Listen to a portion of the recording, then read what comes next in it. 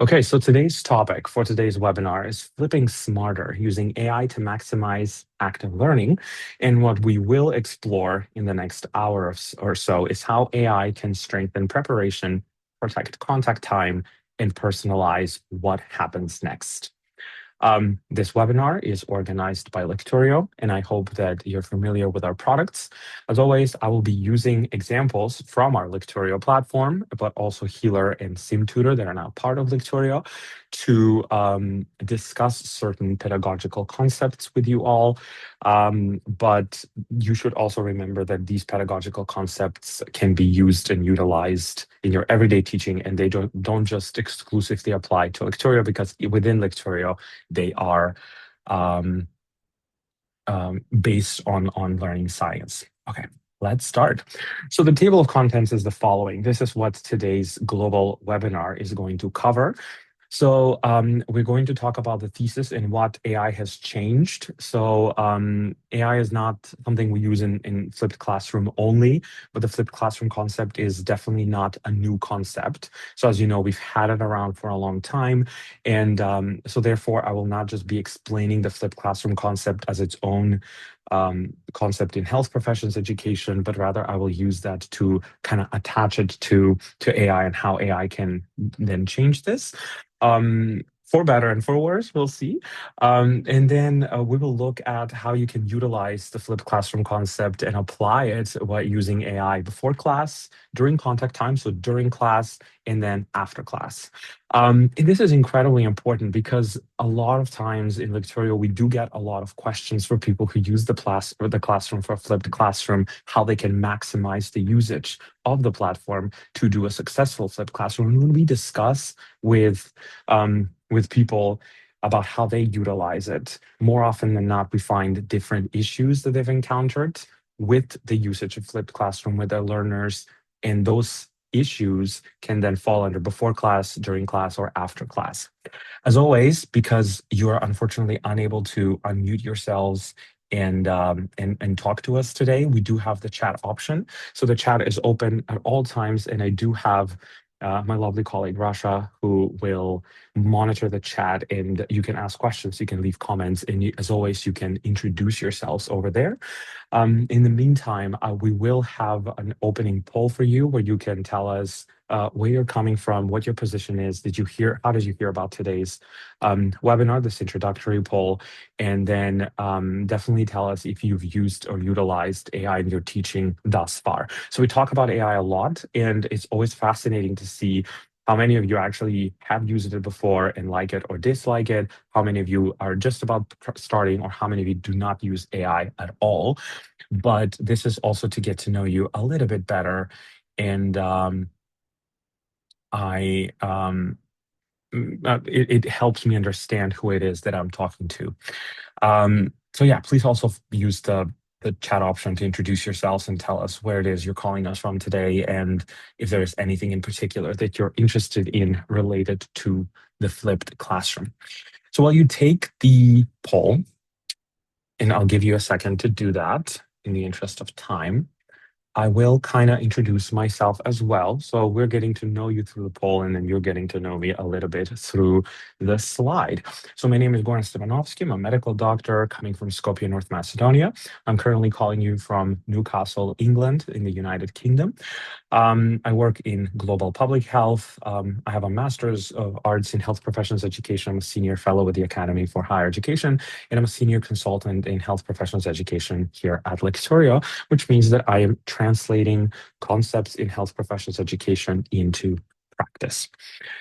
Okay, I hope you all had a chance to do the poll, the introductory poll, because I will now start with this sort of official portion. So Lecturio as a company provides an ecosystem across all medical and nursing curricula, so the entire curricula for medical and nursing learners. So in here we have content, we have recall questions, we have clinical cases, simulations, and even clinical reasoning experiences. And the vast reason as to why I'm showing this briefly here is because a strong flip rarely depends on just one isolated tool. So if you're using only one tool for a flipped classroom, I think sometimes there are lots of opportunities for that flipped classroom to fail. And it depends on how these resources, practice, feedback, and faculty decisions connect across a learning sequence. And as I mentioned, I will use Lecturio to showcase a lot of what we look at today. Before we continue, I got the results back. I see most of you come from North America, but I'm glad to see that there is representatives from each continent where humans reside, so we don't have anyone from Antarctica. Most of you are faculty members from what I can see, and I see that we have people who are newcomers, so welcome, and I hope that you enjoy Lecturio's events and that you will join us in the future. And I see that even though you've tried Lecturio, all of you, there's no one who doesn't like it. So that is good to hear because we will be discussing how you can use AI. Okay. So there's another question now that you will get, and feel free to use the chat option to answer this question. But also, there would be an open question, like a poll, just the way you had it now. So I want to know if you've used flipped learning and where does flipped learning most commonly or usually break for you. So I would like to know if the issues are that learners don't prepare. This is something we see very commonly and often when we talk to faculty members. Is it class time becoming reteaching? Activities don't produce meaningful thinking. Everyone receives the same follow-up beyond the class, or you haven't implemented flipped learning yet. If you haven't, that is completely okay because this session will hopefully give you an opportunity to start considering this. But I will encourage you to take this question because it does come back at the end when we will discuss at which portion, so before class, after class, or during class, you would like to try flipped learning in general. So I hope you had a chance to take the question because I would be very keen to see the answers and to see what you, our lovely audience today's experience is with flipped classroom, and is there any more meaningful breaking point when it comes to flipped learning or flipped classroom? In the meantime, I would like to continue with sort of the thesis of today's talk. So the core of the session is essentially presented on this slide that you see in front of you today. A flip succeeds or fails essentially at 3 transitions, and that's why the session is created in that way. First, the question is, did learners merely encounter the content, or did they become actually ready to use it? Second, did they merely participated in the class, or did they perform any meaningful cognitive work? And third is whether they receive feedback, or do they understand what is to come next, or do they got that cookie cutter feedback in the absence of time?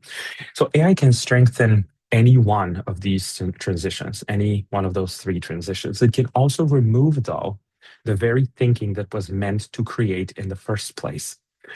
So our job is not to simply ask where AI can help you or where AI fits within this flipped classroom concept. It is to ask what learning transition it is improving. So throughout the talk today, I will always look at both sides of the equation. On one side, we're looking how AI can help you. On the other side, we're essentially looking whether AI is removing thinking or is removing the cognitive work, because sometimes students can use AI to just summarize and look at everything you've shared with them without them actually doing the thinking, especially if you give them an assignment. So a flipped classroom is not defined by the existence of a video. And I only say this here at the outset of this session because flipped classrooms started as a video format. It started with forward-thinking visionary educators that started recording themselves and even used USBs to give these videos to their students. So even though it began as that, I think now as a more complex concept in health professions education, it is now a deliberately designed learning sequence. So before class, learners prepare for work that benefits from the interaction that will follow during class. During class, they apply, compare, reason, and they receive challenges. And after class, the next step responds to evidence generated during the process of learning. So this distinction here matters because moving a lecture online without any redesigning is not really a pedagogical transformation. It is simply a way to change the delivery. And that can sometimes lead to us not getting a successful flipped learning. Now, the evidence for flipped learning in the literature, the scholarship in health professions education, is definitely very encouraging. However, this is not a blank check. I've checked in earlier meta-analyses that found modest benefits, and some designs perform better when they included readiness quizzes and preserved the face-to-face time. So like many aspects of health professions education, when we have any form of method for learning, this one benefits when there is an active component and when you and your learners do active learning outside of just doing that methodological process, like flipped classroom in this case. So a more cautious review in undergraduate health professions education found potential gains in performance and satisfaction, but judged the certainty of evidence here to be low. A 2025 review of 127 studies, like written on the slide, found positive effects while also reporting substantial variation across designs. So the useful conclusion within the literature is not that moving content outside of class automatically creates learning, but rather it is a well-designed sequence of events that can improve learning and that the design features matter here. And we'll come back to that more often throughout this talk. Now, the next is the failure model, right? Why does sometimes flipped learning fail? And I did ask you there a question before. Where does the flipped learning you've tried, where had it failed? Did it fail in one specific place, or does it happen differently every time? And I see 6 reasons here why flips fail. And these are not 6 unrelated problems. They are a continuum, but more often than not, they tend to form a chain. So if preparation is too long or poorly aligned, learners arrive unevenly prepared. You also know that sometimes your students tend to open the materials and look at them, and sometimes you get students who never open the materials in the first place. So if completion of these work pre-class is treated as readiness, then faculty cannot really trust the data. Sometimes your students might just open the materials but never really go through them and just leave them there in the background if this is a video. Then faculty then has to reteach everything during class, which leaves less time for reasoning. And then the students that kind of went through the process to prepare are almost punished, having to kind of listen to you reteach the entire material that they went through already. Then the in-class activity becomes busy rather than cognitively demanding, and feedback here arrives without a clear next action. So this is why flipped learning cannot be repaired by adding just one more resource. We have to repair the transitions in the sequence here. So maybe now I can look at the results from the question that you answered earlier. There it is.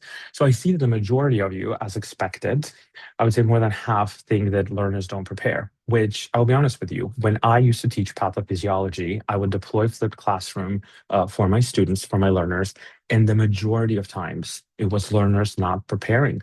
I would have students who wouldn't even know what today's topic of the class is, despite us trying to deploy clinical reasoning throughout. And I see the second one is that class times becomes reteaching. And as I said earlier, this is why this represents a chain, because if students aren't prepared, then class time becomes reteaching for those students that did prepare. And I see here that there is a small group of you who haven't implemented flipped learning. So I'm hoping that this slide in particular is going to kind of inspire you to be more prepared as to how to address some of the issues that we have here outlined. Okay, so AI has genuine educational affordances. It can clarify confusion as a learning support. It can generate additional practice, provide timely coaching if and when that's needed. It surfaces patterns across learners and supports differentiated follow-up. And all of this is the upside of using AI. This is what the usage of AI will and should give you if implemented alongside flipped classroom properly. However, the same capability sometimes can just create and become a shortcut, especially for your learners. It can summarize instead of requiring preparation. So as I said earlier, instead of your students going through the material carefully, sometimes they might just use AI to summarize and not prepare, thus landing the cognitive process to AI, solve the case before learners reason, and create an illusion of mastery. More often than not, we would use AI to summarize something and we think we've mastered the concept. Well, in reality, we haven't sharpened our reasoning processes along the way. The OESCD's 2026 synthesis makes this distinction very clear. Generative AI can improve performance on a task without necessarily producing any learning gains. And the advantage of using it may fully disappear or even reverse when access is removed. So at Lecturio, we often discuss, reduction or going back on these skills. So the skills are kind of falling apart after a while. However, the never skilling that might happen if you use this unchecked, ungoverned, is also a major issue and a major challenge. So the important question is not whether AI helped the learner complete the task itself. The important question here is whether the learner retained the thinking we wanted them to practice in the first place. Now, this here is the principle that I would like you to remember. If there is one thing that you take with you from this session today, it would be this one. Let AI reduce navigation, searching, delayed low stakes feedback, repetitive production, pattern distinction, and generic routing from the mix, because these are forms that usually cause friction and lead to your students not doing the preparatory work before coming. However, ask learners to retain retrieval, explanation, and comparison, clinical judgment, decision-making, reflection, and self-assessment, because these are not the inefficiencies, they're the work through which learning actually happens for your students. So whenever we add AI into the mix, we should ask ourselves, which part of the task became easier? If the answer is the thinking itself, then we may have weakened the design.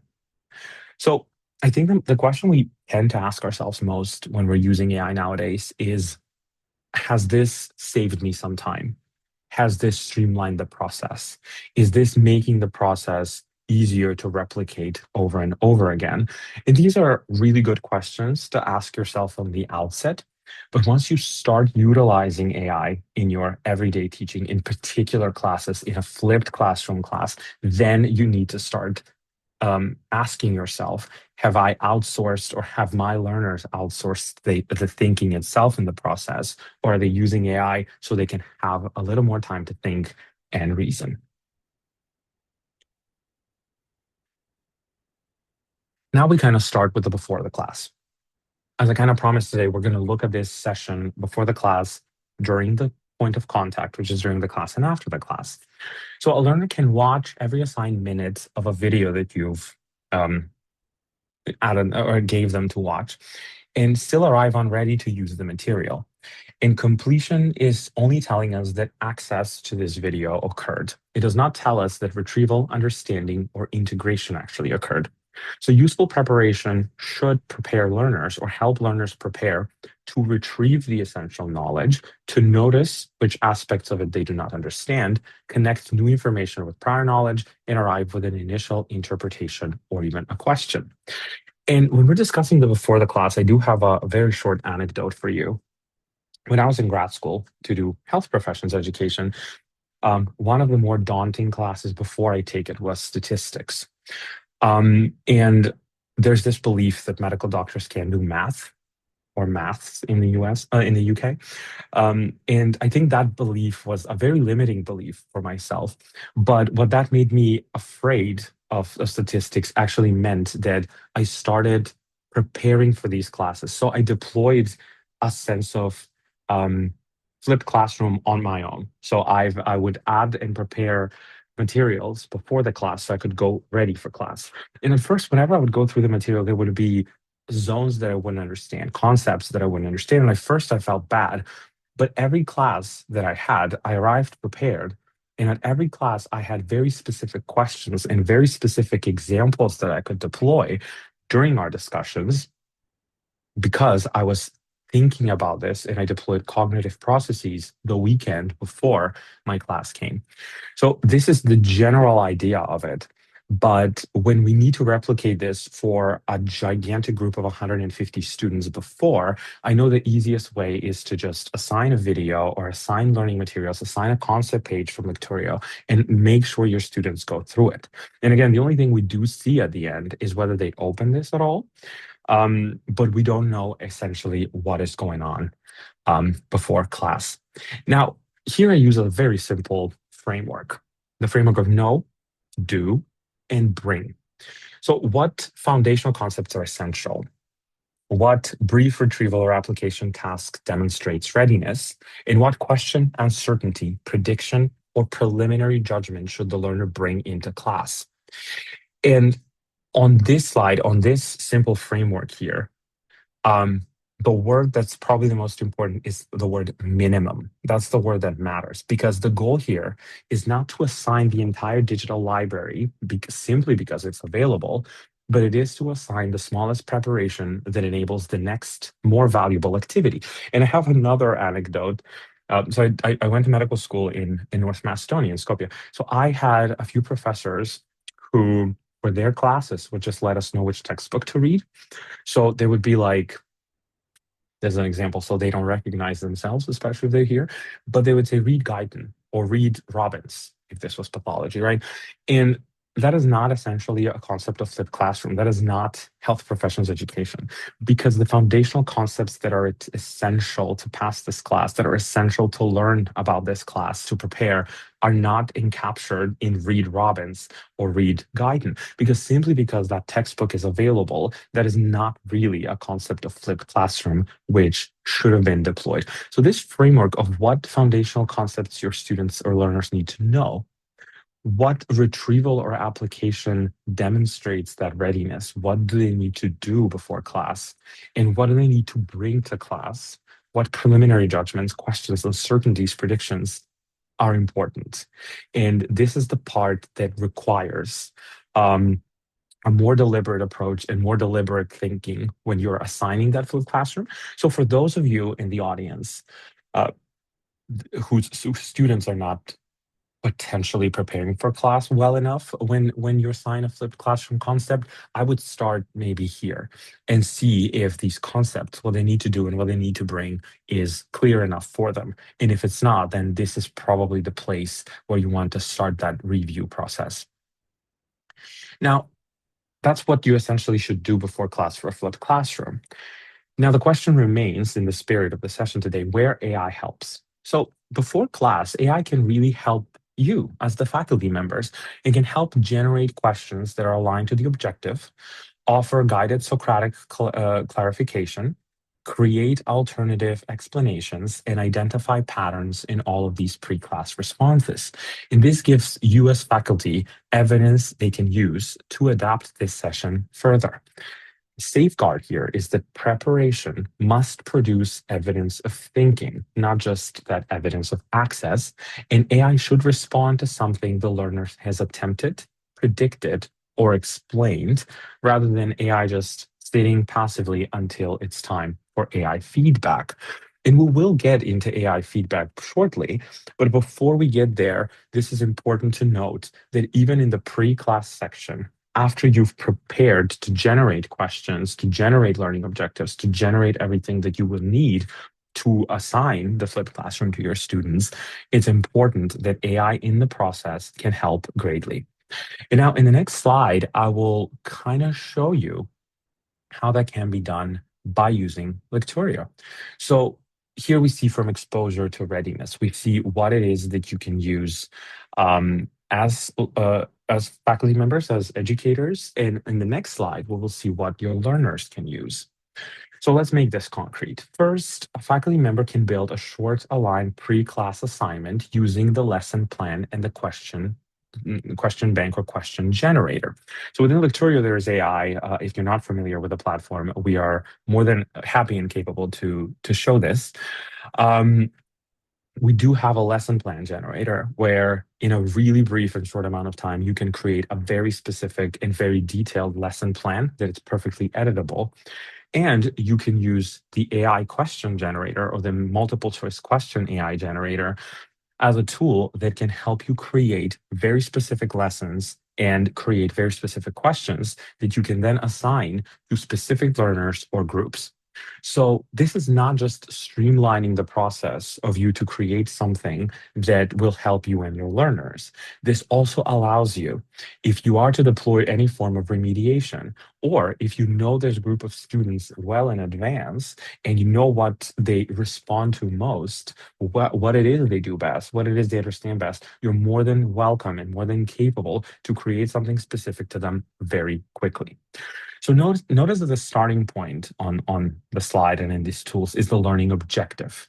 So we're not just sort of promoting the tool, but we're promoting that within the tool, you have the learning objective that you kind of start before the utilization. Now, I want you to see the learner side. In the learner side, we have different forms of AI tools, but in particular, I want you to see the AI tutor. So when the students take a multiple choice question or a multiple choice test, you can decide whether you want them to have access to the AI tools that help them. If this is a practice session, or if this is a flipped classroom session where they prepare before class to come to your class, they can use the AI Socratic tutor. And this AI tutor should guide the learners through a question using prompts and clarification rather than immediately just supplying the answer. We have two types of AI. One is the student can just get a hint without them having to do a lot of cognitive work to get that hint. But we have the AI Socratic tutor, where instead of just getting a hint, the Socratic tutor is asking the student to walk them through their reasoning. So an AI tool like the Socratic tutor helps for students to showcase their thinking and to think about their own thinking. Why do you think like that? Instead of just merely getting that hint and moving on.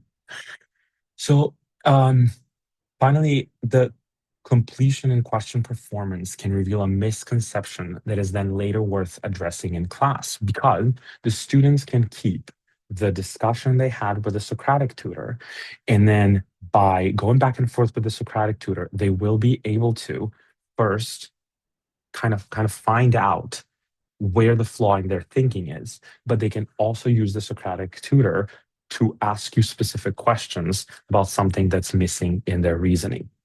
So the purpose of this demonstration with the AI Socratic tutor is the transition from exposure to readiness. And a learner does something with the material while the educator receives evidence they can then shape and guide your teaching a little bit more and a little bit better. Now let's look at safeguards. The first safeguard out of three that we will look at this pre-class or preparation for class is very simple. So AI should respond to a learner's thinking, but not eliminate the need to thinking first or to think first. Ask learners to answer, predict, or explain before they ever open AI support.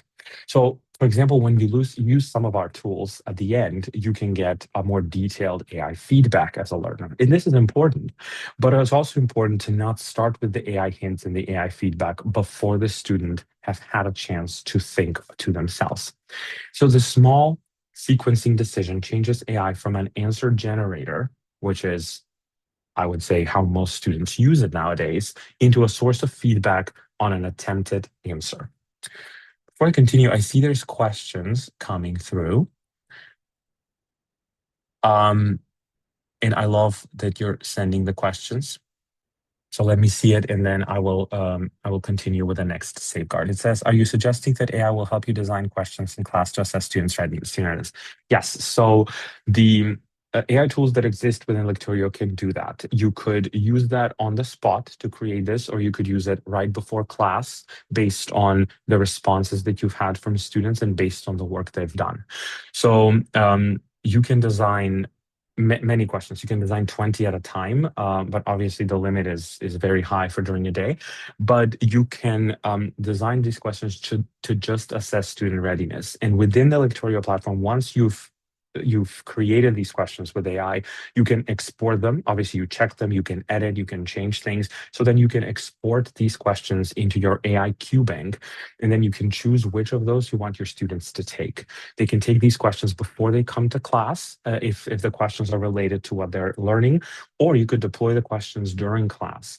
And when the questions are deployed, you can decide whether you want them to have the AI Socratic tutor, so whether they can ask for hints and showcase their reasoning, or if you don't want them to have that and they can just kind of take the questions without any AI support, without any tutor, but you can still see the answers and what it is that they responded.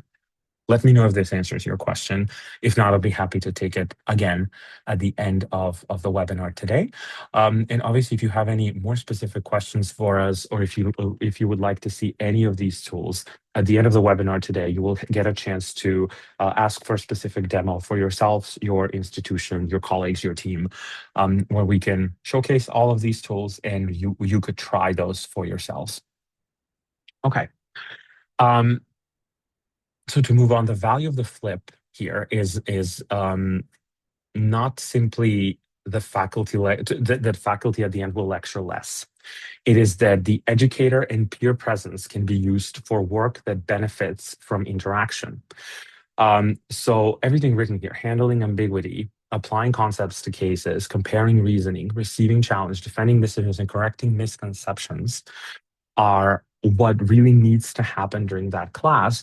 So during class, the use and the idea of the flipped classroom is to protect this contact time, but to also give you enough opportunity and time during class for you to spend discussing and answering questions with students, seeing the reasoning, and for them to be able to create and form opinions. When I used to teach pathophysiology, I would very often ask students to explain their reasoning as to why certain process is the way it is. And I would always tell them that the students who had sometimes a wrong idea of how that process goes, or a wrong explanation as to why these receptors are there, why these symptoms happen the way they happen, it was easier for us to sit down, discuss, and correct their thinking, as opposed to those students who never had any form of opinion there, and those students who were essentially more easier to manipulate, right? You would get students who didn't think about this process at all, didn't think about the symptoms. So you would, if you give them a wrong explanation or a vague explanation as to why a certain symptom occurs during a certain disease, the students would be very easily lied to, as opposed to the students who thought about this. And if you just say whatever, they're not going to buy it, so to speak.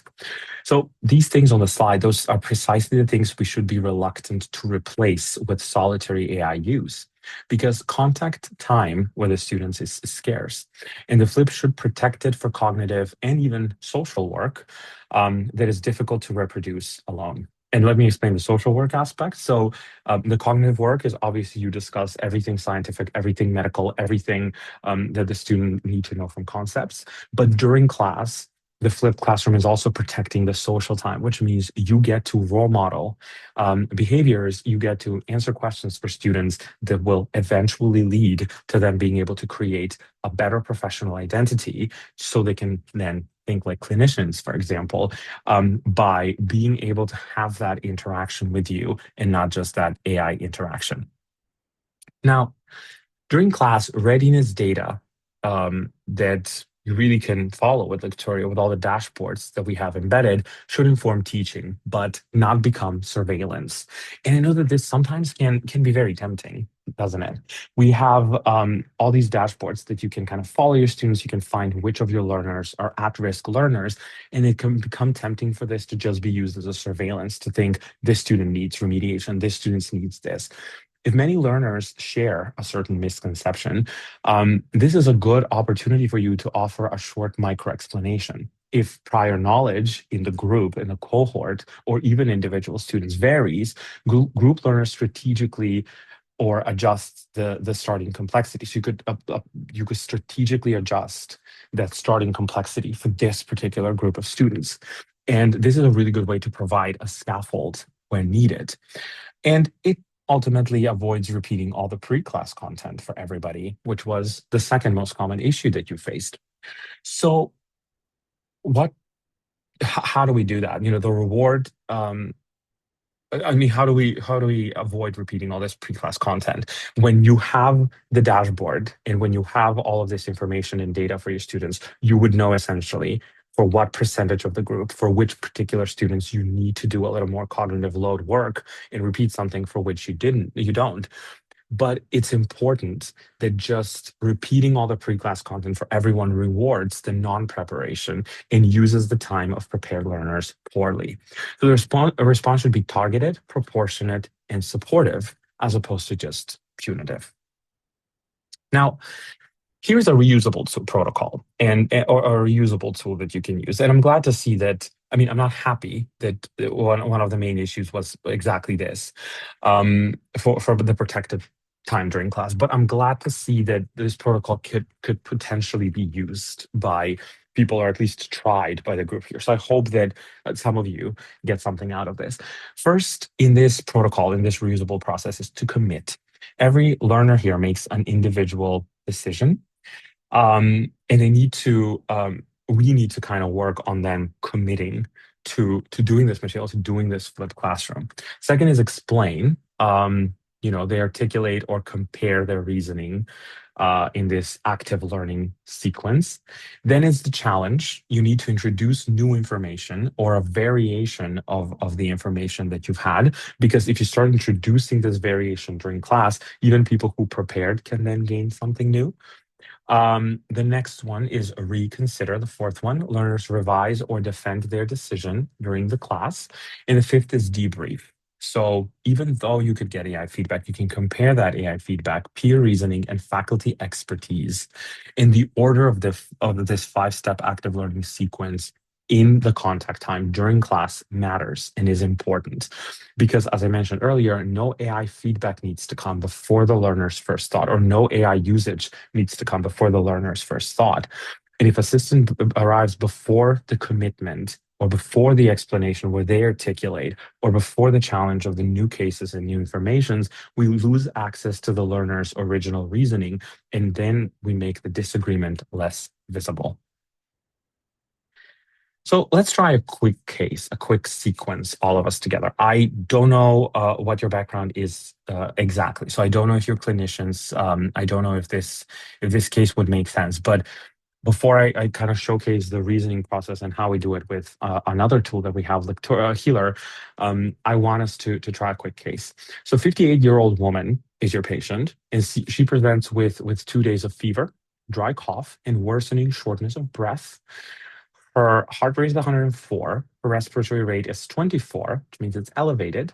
And the oxygen saturation and room temperature, on room air is 93%, which means it has dropped a little. On first thought, for those of you who do clinical work, if you could go in the chat and commit to a diagnosis, which diagnosis should be at the top of your differential? Don't overthink it. Just commit to one potential diagnosis. I'm trying to open the chat. There it is.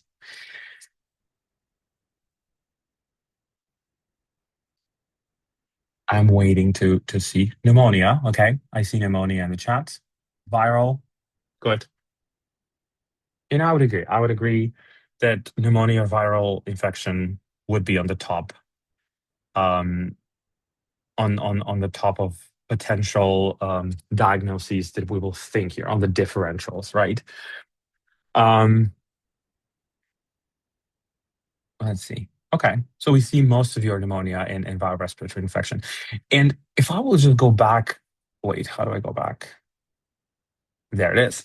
So if we go to this five-step active learning sequence, having a case like this during your protected contact time can happen. And the reason why you wouldn't necessarily want to have AI deployed here is that if your students don't really think, and if they don't write what you actually wrote in the chat now, they can upload this case into AI and ask this case quickly. And then instead of them doing their own cognitive reasoning, AI will tell them it's either pneumonia or viral respiratory infection. And to go back again, why wouldn't this go back on its own? To go back again, the challenge part where you want them to reconsider something would happen in a similar way to this. After you've committed to a certain differential diagnosis, I am adding a new finding. I'm essentially throwing a curveball, so to speak. So this same patient also reports pleuritic chest pain after a 10-hour flight, and her left calf is swollen. Now, I want you to reconsider whether a viral infection, viral respiratory, upper respiratory infection, or pneumonia is still your main differential diagnosis. Did your decision change? Which finding changed it? I now understand I wrote this twice. And what would you want the learner to explain before they receive AI feedback? So, would you consider pneumonia or viral respiratory infection again? Or would you like to change that? Let me go back to where those diagnoses are. There we are. So I hope this comes across as what the point that I'm trying to make here, right? Because earlier I said that challenging one's reasoning and stuff is important, but now I see that already you're writing embolism or pulmonary embolism, and that is correct, right? Because when you add this new information here, you are essentially changing your thinking to pulmonary embolism because your patient has something more. Now, asking this way and walking it with your students before you give them that access to AI is how this helps. In a good way to try a case like this, a good way to make sure that the flipped classroom concept looks well and some of these curveballs, so to speak, are given to your students later is by using Healer. I think you can use the raise hand option on this call. And if you can, I would love for you to raise your hand. Let me see if I can see that. If you've heard of Healer before, or if any of you have used Healer, which is a platform for clinical reasoning created by the New England Journal of Medicine group. So in Healer, we have more comprehensive cases, and what you just saw of that developing case and how that goes is embedded, and it is closely following that protected learning time during classrooms um, um, thing that I showed essentially, because this way your students will not have access to any AI tools during the process of trying to solve a case. I thank you for raising your hand. I can see that there's people who have used Healer, and I hope that you liked it. And if you want to see it, we will be more than happy to show it to you. So in here, you have that differential diagnosis. You do have symptoms and findings that your students need to find throughout the process, but they don't have access to AI. This is kind of closed for them. And you can use this during protected class time after they've done the flipped classroom preparation before. And in the end, you do have a more in-depth AI feedback. And this gives them a structured place to capture the reasoning from the problem representation, findings, differential diagnosis, even management thinking. And then AI feedback can identify what was included, what may be missing, and how the reasoning compares with an expert approach. What I want to kind of preach today is that the feedback should not be where this discussion is concluded. It should make the discussion more specific, rather. It should guide your discussion. And we're slowly moving to, the end of the class into what you do after class. But we can ask why a finding changed the ranking. And I didn't ask that for you to share in the chat because I think for most clinicians, it was obvious. But it's why a finding changed the ranking, whether the problem representation overemphasized one feature and when the learner's reasoning differed from a peer or experts. And this is the role I want AI to play during class. No, not occupying the contact time, but really giving faculty and learners more precise material to guide their discussion in the future. We go to the second safeguard. I promised 3, so we're at safeguard number 2. This is a set of questions, really. Did every learner make a decision before seeing the assistant? And I would say you deploy this safeguard by answering these questions for your protected class time. I'm not going to read them. They're written. You can all read them.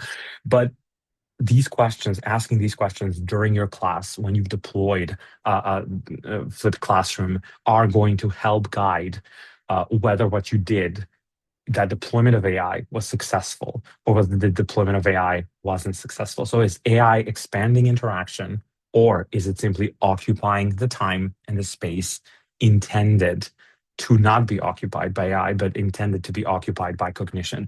So if AI makes, this is a golden rule that I use with my learners, if AI makes the room quieter, right? If students are just staring at AI. If it reduces disagreement, or the screens, not AI, if it reduces disagreement or gives everyone the same polished answer too early, it's probably weakening the active learning design, and it's probably not doing your students any favor, any service. Now we go after class. So we have that protected time. I hope that that was clear and useful. Um, but after class, learners leave with different gaps, right? So not all of us will gain the same understanding. And this is not because of the way we teach, essentially. It's because everyone has a different style of understanding and learning things. Everyone had the different attention span throughout the process. So if we send everyone home with the same homework, we ignore evidence that is generated during the preparation, so before the class and during the contact time. And this is the Bloom's classic two sigma problem, right? And the original paper framed a persistent challenge. How might group instruction approach the learning benefits associated with one-to-one tutoring? And don't get me wrong, I think it'll be unfair of me as an educator to sit in front of you and tell you that AI can solve that problem. It absolutely can't. However, timely, structured, and individualized support that AI can offer for our learners, and it can be extended to us as educators, gives us at least certain new ways to address part of the scalability challenge. So after the class, I think the deployment and the usage of AI is even more important to be done well than it is during class. Because during class, the golden rule was don't let your students use this too early. Here, it's a little bit more complex than that. Wait, I'm getting a question. Yes, the recording is going to be made available for everyone. We post it to our YouTube, and welcome, and we're happy to have you here today. So having said all that, where can AI help after class? AI can support targeted question bank or case practice that we already saw how you can produce and then use. It can help with the Socratic follow-up. Alternative examples can be given for a misconception that your students, your learners have during class. It could give feedback at the point of need. I kind of like that. At the point of need, it's not blanket feedback, cookie cutter feedback for everyone, and pattern identification across assignments or even cases. Faculty can even then see which learners or topics need additional attention. So this is we're kind of edging closer toward a personalized health professions education, where using AI beyond your class time and trying to personalize this as much as you can for your learners can help with that scalability and can help with you creating something that's specific for your learners, and it's not just the same for everyone. A 2025 randomized trial, and let's keep in mind that this was in an undergraduate physics course, so it's not in health professions, found that a carefully scaffolded AI tutor produced higher post-test performance than the comparison in-class active learning lesson did, while many learners also spend less time preparing. The important qualifier is carefully scaffolded. The tutor used structured sequencing, worked solutions, and research-informed prompting. And this is evidence for intentional design, not for replacing educators or contact time. What does this mean, essentially, this randomized trial? First, I don't want you leaving today thinking that this trial or myself are saying that flipped classroom is better than active learning lesson, right? Flipped classroom and active learning lesson should go hand in hand and they should complement each other. But this is stating that when you deploy this with certain learners, this does have the capacity to increase how well the students prepared and what's the retention they got from class during exam time, which is one of the very rare cases of how we can really follow up this and understand it. Now, the after class, the feedback is what's really important, and that becomes useful only when it answers these three questions. What gap was identified for your specific learners and for that group?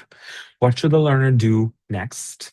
And what new evidence will demonstrate improvement? And when you ask these questions, doing something specific based and created based on the answers to these questions for your learner or for your group is the only way to make feedback actionable. So a useful reflection prompt is, what did you change your mind about? What evidence prompted the change, and what will you practice next? And AI can prompt that reflection, but it should not write the reflection from the learner. And this reflection that the students give you can help you create and make the feedback more actionable. The principle is to personalize this next step, not the expected standard that you need to abide to. Learners may take different routes to get there, but the outcome we expect should remain transparent and equitable.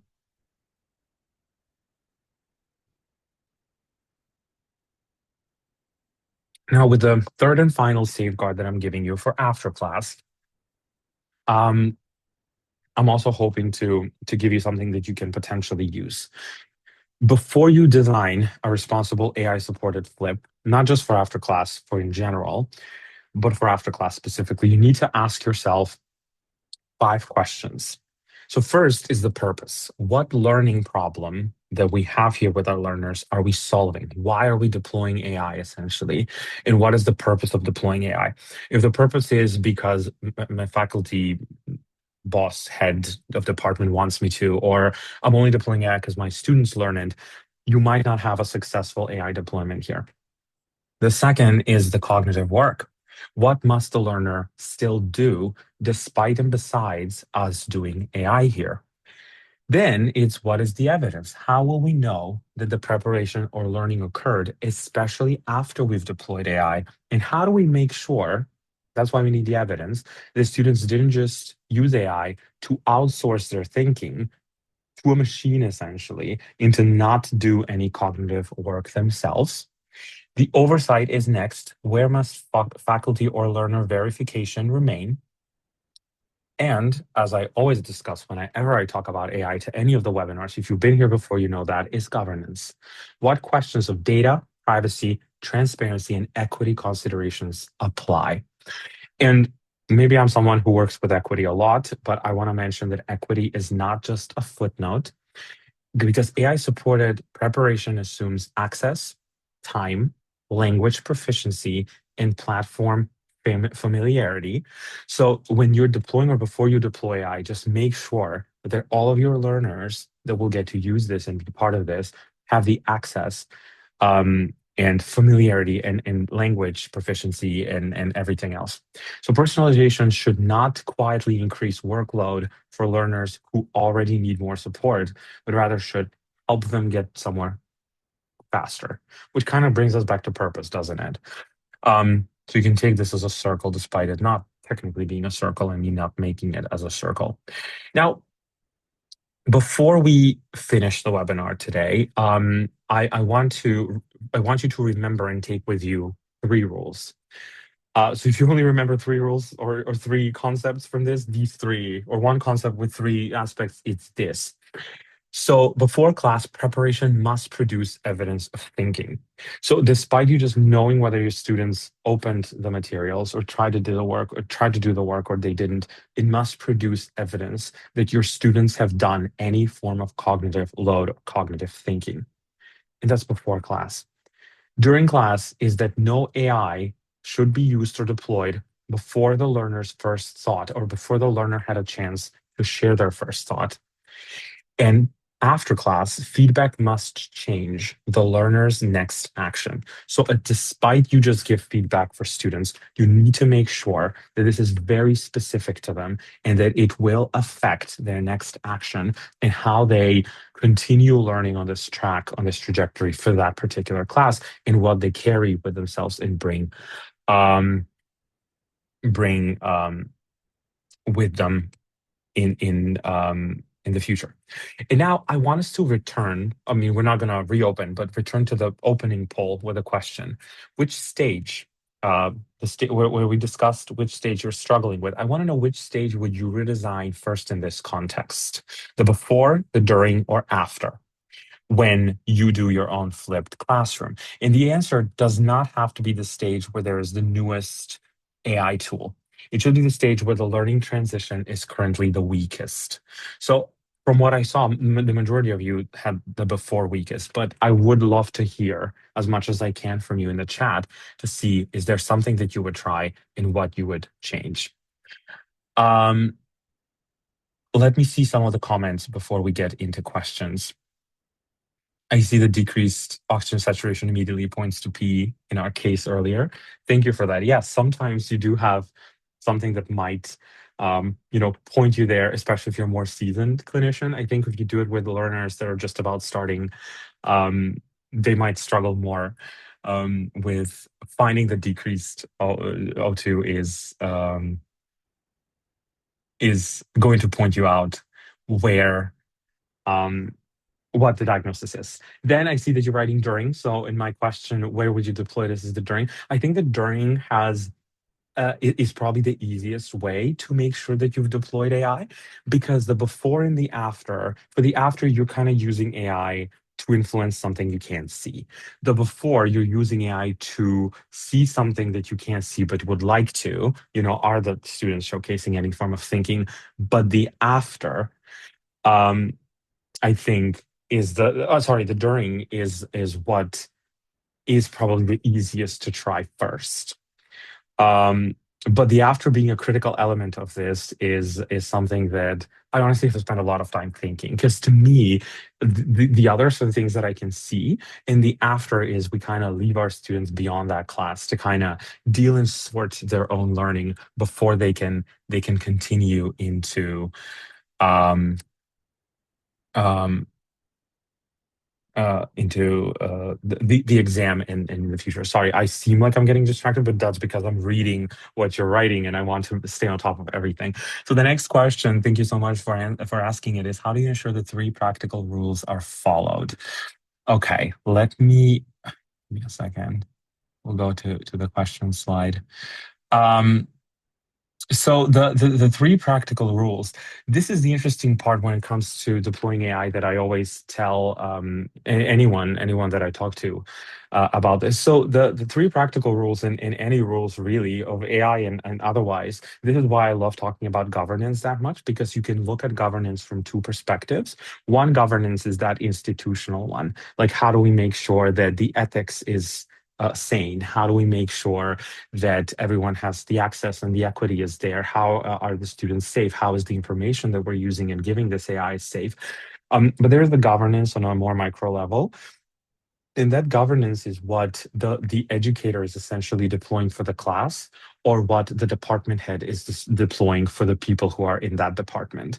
So whenever you use AI, you need to make sure that you're governing this right, that you make sure that all of your educators or all of your students are using this the way that it's appropriate, are using this the way that you need them to use it, as opposed to them using it in a nefarious way. And when I say nefarious in this case, it's them using it for their cognition, or they're using it to what we would deem cheating on an exam, right? If you have an exam and the AI is answering the questions for the students without them having to think twice about this, then that becomes an issue. So I hope that answers the question. Let me know if it's more if it's more specific than that. There's another Q&A. Oh, we have answered that one. So thank you very much. Okay, I'm here to answer any more questions if you want. Before we finish today's webinar, I want to thank you all very much for coming. I honestly hope that you found something useful. If you were here last week, we were discussing assessment. I was more hyper during that webinar because assessment is more of my niche, or something that I do more of. But I was very excited to be able to think more about flipped classroom and deploy this concept. Thank you all for participating. We are at the hour. In the UK, it's 6 o'clock. Before we leave, I want to kind of encourage you to request a demo if you're interested and curious to see what our tools are. If you want to see what Lecturio can do and kind of experience it for yourself regarding flipped classroom or anything else that you do in your teaching, please do feel free to either send us an email to institutions@lecturio.com, scan the QR code, send me an email. It's goran.stevanovski@lecturio.com, and ask for a more specific demo. Myself or someone from our team can do that for you.